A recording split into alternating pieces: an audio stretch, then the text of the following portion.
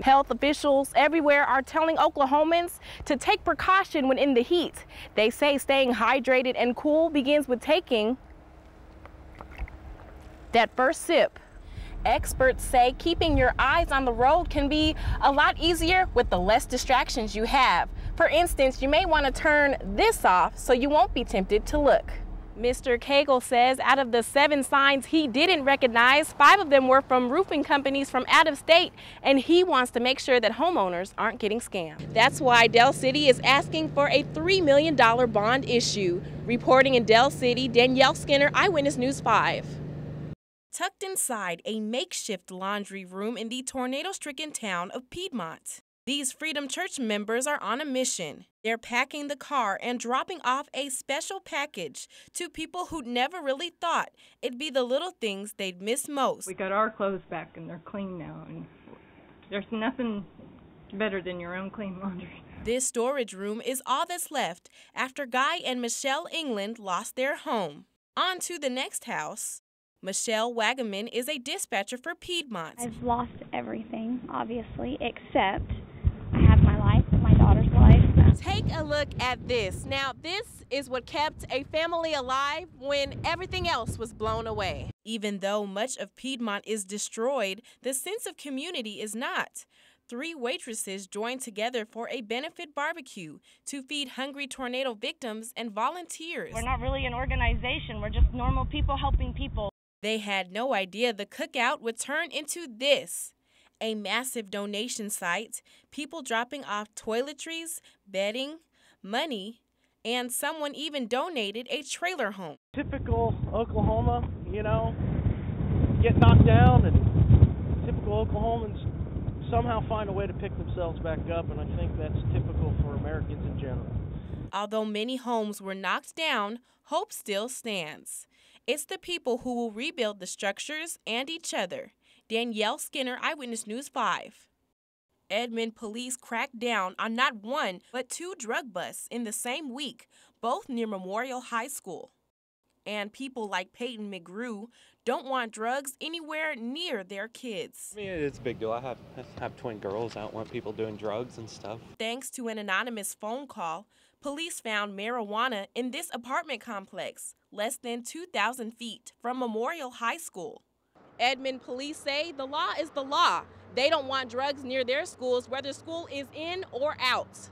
In this house behind the school, police arrested 4 people for possession of drugs and a loaded gun.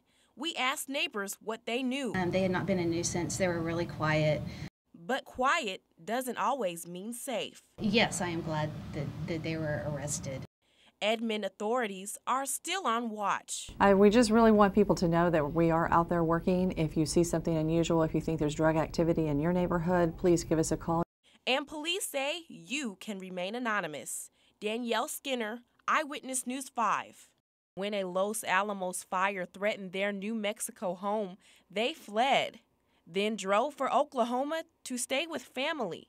And then the unexpected happened. And we left the hotel in the morning and came out here, and it took all day to get here. At the time, Sarah was 38 weeks pregnant. We got here at 8 o'clock at night, and then my water broke at 2 in the morning, 6 hours later. This is little William Fitchell, only 2 days old, but came 2 weeks early. And the doctor who delivered him, the same doctor that delivered his father. It was quite ironic that he had just happened to be the on-call doctor and that we got him. That doctor is Steve Jimerson, who says the baby was ready to come. Perfectly normal, easy labor. Fortunately, this family's home and belongings are safe, and now another precious gift belongs to them. Danielle Skinner, Eyewitness News 5. In an instant when tornadoes strike, homes can be leveled and lives can be changed. Take, for instance, the Stouts, who once had 3 dogs. This is Gabby. She's about 1.5 years. And Snuggles was about 8 months old. And Jack was right at 2. On the day of the tornado, Brian and his wife were working right here in Oklahoma City. They heard the tornadoes were headed to Newcastle, so they went to protect their children and pets. They all survived, but weeks later, they lost the lives of their dogs in a much more unexpected way. When they went to pick up their beloved pets, only Gabby was left. Even more disturbing, neighbors say an animal control officer shot and killed them. The family, heartbroken and want answers. Why he did it? The other Newcastle residents tell a different story. Well, they wouldn't let me in there. I guess they were showing some territorial dominance, didn't want me back there. Matt Estep isn't showing his face, but is sharing what he saw. At that point, that's when I called Newcastle PD. This family, now suffering from multiple losses, says safety could have been handled another way. I want to know what happened. I want to know why he felt the need to shoot him rather than to do his job and put him in the kennel. Because on their website they say that, a violent dog should be quarantined for 10 days. I mean, that's pretty much everybody's policy, and it's on their website.